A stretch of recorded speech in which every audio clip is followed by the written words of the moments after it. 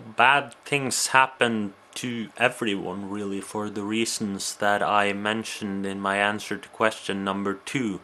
Now, the good people part I have to disagree with, because the Bible says there is none that does good, no, not one. So good people don't really exist. Why didn't any of Jesus's miracles leave behind any evidence? Um, Well, we do have eyewitnesses who have written down accounts of these miracles, and we have them gathered in a book, and these eyewitnesses were willing to die for their testimonies. I would call that evidence, but I went to these people's website and I had a look around for what kind of evidence they would expect, and they suggested that Jesus should move a mountain because he said he could.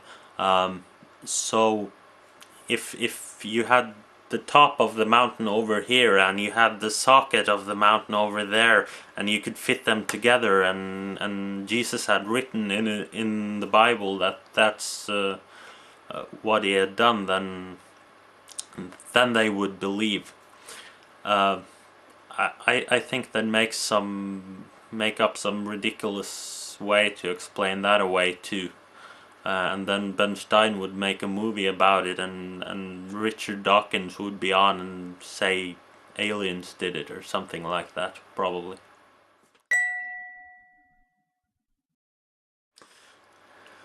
How do I explain the fact that Jesus has never appeared to me? Well, it's just really a different variety of questions 1 and 7. That's all there is. We're not happy with the evidence that we have. We don't think it's enough that we have a creation to look at and see that they're obviously a creator. We don't have. It's not enough with eyewitnesses who has seen the miracles of Jesus. We want different evidence.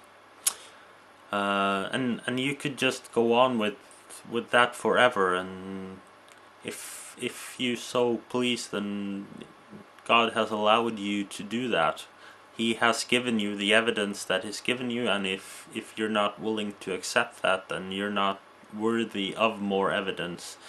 He has given you enough evidence that you can believe in Him, and if you are adamant you don't want to believe in Him, then He will not give you further evidence to increase your judgment. Okay, you didn't have to go for round numbers. You could have just called the video 8 questions that every Christian must answer, and escape with some dignity, instead of ending it with this kind of ridiculous question. The symbolism of communion isn't hard to understand at all if you want to.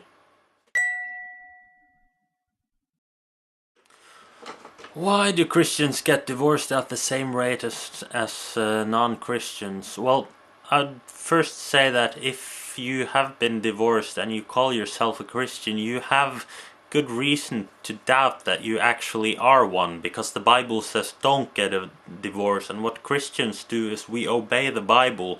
So if you do not obey the Bible, then you probably aren't a Christian. So